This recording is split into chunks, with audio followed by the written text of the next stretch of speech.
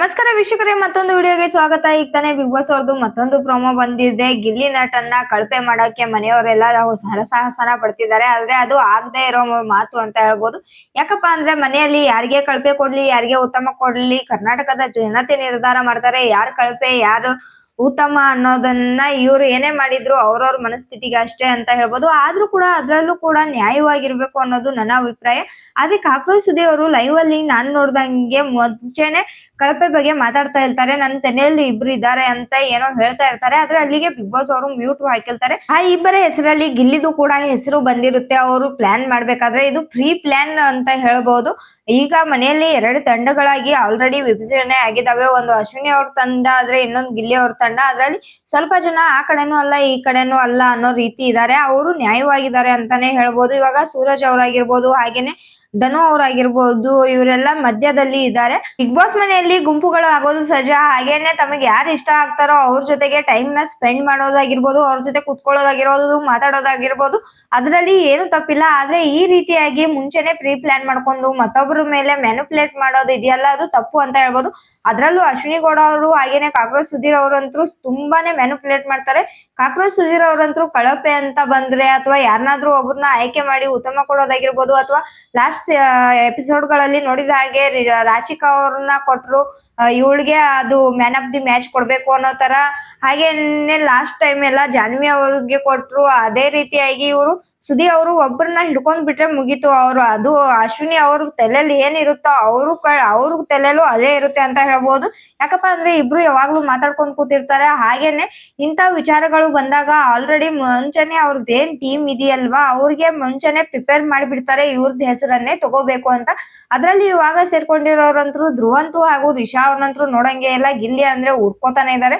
ಅದ್ರಲ್ಲೂ Risha ಅವ್ರಂತರು pre plan ಎಲ್ಲ ಮಾಡ್ಕೋತಿದ್ದಾರೆ. ಕಾವ್ಯಾಗೆ hurt ಮಾಡಿದ್ರೆ ಗಿಲ್ಲಿಗೆ ಹರ್ಟ್ ಆಗುತ್ತೆ ಆಟೋಮೆಟಿಕ್ಲಿ. ಕಾವ್ಯ ಗಿಲ್ಲಿನ ಅಲ್ಲರ್ಸಕ್ಕಾಗಲ್ಲ. ಸೊ ಕಾವ್ಯಾಗೆ ನಾವು ನೋವು ಮಾಡ್ಲೇಬೇಕು ಅಂತ ಡಿಸೈಡ್ ಆಗಿದ್ದಾರೆ ರಾಶಿಕಾ ಹಾಗೂ ರಿಷಾ ಅವರು. ಇದ್ರ ಜೊತೆಗೇನೆ ಇವಾಗ ಧ್ರುವಂತ್ ಅವರು ಕೂಡ ಸೇರ್ಕೊಂಡಿದ್ದಾರೆ. ಇನ್ನು ಪ್ರೊಮೋ ಕಡೆಗೆ ನೋಡೋದಾದ್ರೆ ಕಳಪೆ ವಿಚಾರಕ್ಕಾಗಿ ಬರ್ತಾರೆ ಧ್ರುವಂತ್ ಅವರು. ಹಾಗೇನೆ ರಿಷಾ ಅವರು ಬಂದ್ಬಿಟ್ಟು ಗಿಲ್ಲಿಗೆ ನಾನು ಕಳಪೆ ಕೊಡ್ತೀನಿ ಅಂತ ಹೇಳ್ತಾರೆ. ಆದ್ರೆ ರೀಸನ್ ಬಂದ್ಬಿಟ್ಟು ಅವರು ಕಾವು ಕಾವು ಕಾವು ಅನ್ನೋದ್ ಬಿಟ್ರೆ ಬೇರೆ ಏನು ಕಾಣಿಸಲ್ಲ ಮನೆಯಲ್ಲಿ ಅಂತ ಹೇಳ್ತಾರೆ. ರಿಷಾ ಅವರು ಹೇಳ್ತಾರೆ. ಅದ್ರ ಜೊತೆಗೇನೆ ಧ್ರುವಂತ್ ಅವ್ರು ಕೊಡೋ ಎಕ್ಸ್ಪ್ಲನೇಷನ್ ಕೂಡ ಸರಿ ಸೇಮ್ ಅಂತ ಹೇಳ್ಬೋದು.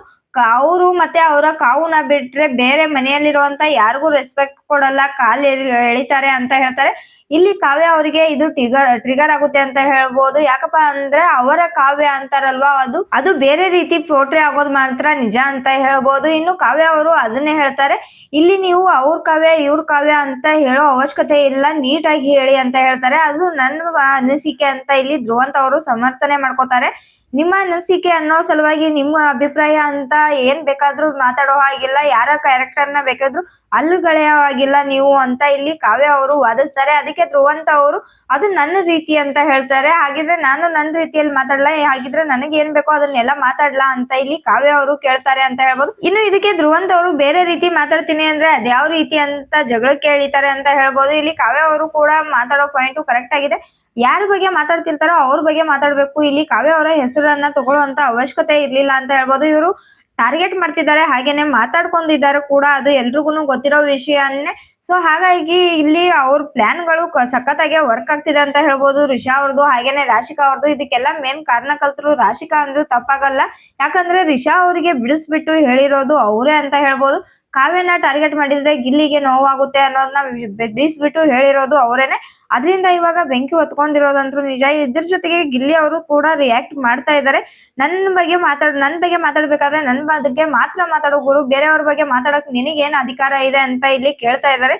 ಹೌದು, ಅದು ಕೂಡ ನಿಜಾನೇ. ಅದು ಕಳಪೆ ಯಾರು ಕೊಡ್ತಾರೋ ಯಾರಿಗ್ ಬಿಡ್ತಾರೋ ಅದು ಅವ್ರ ನಿರ್ಧಾರ. ಆದ್ರೆ ಇಲ್ಲಿ ಕಳಪೆ ಬಂದಿರೋದು ಗಿಲ್ಲಿ ಅವ್ರಿಗೆ ಅಂತಾನು ಕೂಡ ಹೇಳಕ್ಕೂ ಆಗಲ್ಲ. ಯಾಕಂದ್ರೆ ಇನ್ನು ಮಿಕ್ಕಿರೋ ಜನ ಇರೋರು ಮನೆಯಲ್ಲಿ ಯಾರ್ಯಾರ ಹೆಸರನ್ನ ತಗೊಂಡಿದ್ದಾರೆ ಅಂತ ಗೊತ್ತಿಲ್ಲ. ಆದ್ರೆ ಇಲ್ಲಿ ಅವರು ಮಾಡಿರೋ ಅಂತ ಸ್ಟ್ರಾಟಜಿ ಇಲ್ಲಿ ವರ್ಕ್ ಆಗ್ತಿದೆ. ಹಾಗೇನೆ ಗಿಲ್ಲಿ ಮತ್ತೆ ಕಾವ್ಯ ಅವರು ಜಗಳಕ್ಕೆ ಇಳಿದಿದ್ದಾರೆ. ಆದ್ರೆ ಇವರು ಏನೇ ತಿಪ್ಪರ್ಲಾಗ ಹಾಕಿದ್ರು ಕೂಡ ಕಾವ್ಯ ಮತ್ತೆ ಗಿಲ್ಲಿ ಅಂತೂ ಬೇರೆ ಆಗೋ ಚಾನ್ಸೇ ಇಲ್ಲ ಅಂತ ಹೇಳ್ಬೋದು. ಅವ್ರಿಗೆ ಗೊತ್ತು ಅವ್ರು ಏನು ಅನ್ನೋದು. ಹಾಗೇನೆ ಇವ್ರು ಏನ್ ಮಾಡ್ತಿದ್ದಾರೆ, ಏನ್ ಮಾಡಕ್ ಹೊರಟಿದ್ದಾರೆ ಅನ್ನೋದು ಕ್ಲಿಯರ್ ಆಗಿ ಕಾವ್ಯ ಹಾಗೂ ಗಿಲ್ಲಿ ಅವ್ರಿಗೆ ಗೊತ್ತಿದೆ.